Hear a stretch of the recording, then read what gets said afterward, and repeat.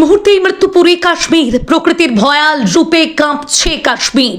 হরপা বানের জলে তছনছ জনপদ। মেঘ ভাঙা বৃষ্টির পর হরপা বানের তাণ্ডবে ভেসে গেল ঘরবাড়ি। চোখের সামনে ভেসে উঠল মৃতদেহের বিভীষিকা। রাতভর টানা বৃষ্টির জেরে হরপা বান নেমে এলো জম্মু কাশ্মীরের পুঞ্চ, রাজৌরি সহ বেশ কয়েকটি জেলায়। হরপা বানের জেরে মৃত্যু হয়েছে 10 জনের, নিখোঁজ অনেকে। তবে নিখোঁজ এবং মৃত্যুর সংখ্যা আরও বাড়তে পারে বলে আশঙ্কা করছে প্রশাসন।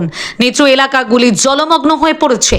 আবহাওয়া দপ্তর ভারী থেকে অতি ভারী বৃষ্টির সতর্কতা জারি করায় আতঙ্ক বাড়ছে জেলাগুলিতে। হ্যাঁ, ভয়ঙ্কর মেঘ ভাঙা বৃষ্টি আর তার জেরে সৃষ্টি হওয়া হরপা বানে বিপর্যস্ত জম্মু ও কাশ্মীর। প্রবল জলস্রোতে কার্যত লন্ডভন্ড হয়ে গিয়েছে রাজৌরি, পুঞ্চ সহ একাধিক পাহাড়ি জেলা।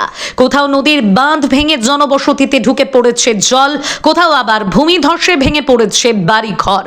বহু গাড়ি, দোকান এবং বাড়ি জলের তোড়ে ভেসে গিয়েছে। স্থানীয়দের দাবি, প্রবল স্রোতের মধ্যে মৃতদেহ ভেসে যেতে দেখা গিয়েছে। এখনো পর্যন্ত সরকারি হিসেবে অন্তত 10 জনের মৃত্যুর খবর মিলেছে।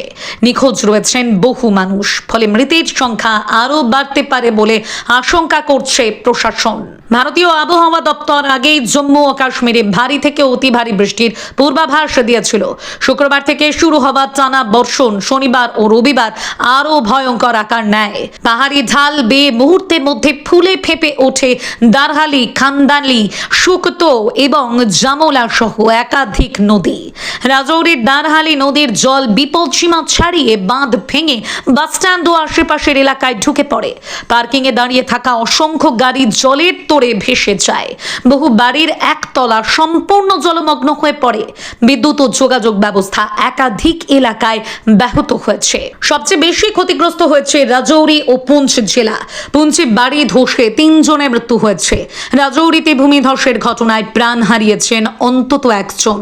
এছাড়াও বন্যা ও দুর্ঘটনার জেরে আরও কয়েকজনের মৃত্যু হয়েছে। বেশ কয়েকটি পরিবার এখনও বিচ্ছিন্ন অবস্থায় রয়েছে। প্রশাসনের পক্ষ থেকে নিখোঁজদের খোঁজে জোর কদমে তল্লাশি চালানো হচ্ছে। পরিস্থিতির গুরুত্ব বুঝে দিল্লিতে পূর্ণ রাজ্যের দাবিতে চলা কর্মসূচি স্থগিত করে দ্রুত কাশ্মীরে ফিরছেন মুখ্যমন্ত্রী ওমর আবদুল্লাহ। তিনি প্রশাসন, পুলিশ, সেনাবাহিনী এবং জাতীয় বিপর্যয় মোকাবিলা বাহিনীকে দ্রুত উদ্ধার ও ত্রাণ কাজ চালানোর নির্দেশ দিয়েছেন। ইতিমধ্যেই বহু মানুষকে প্লাবিত এলাকা থেকে নিরাপদ স্থানে সরিয়ে নিয়ে যাওয়া হয়েছে এবং ত্রাণ শিবির খোলা হয়েছে। তবে বিপদ এখনো কাটেনি। আবহাওয়া দপ্তর জানিয়েছে আগামী কয়েক ঘন্টা থেকে 1-2 দিন আরও ভারী বৃষ্টির সম্ভাবনা রয়েছে। ফলে নতুন করে হরপা বান ও ভূমিধসের আশঙ্কা থাকায় প্রশাসন সতর্ক বার্তা জারি করেছে। ক্ষয়ক্ষতির প্রকৃত হিসাব এখনো পাওয়া যায়নি। জল নামার পরেই সম্পূর্ণ চিত্র স্পষ্ট হবে। আপাতত জীবন বাঁচানো এবং আটকে পড়া মানুষের উদ্ধার করাই প্রশাসনের সবচেয়ে বড় চ্যালেঞ্জ হয়ে উঠছে।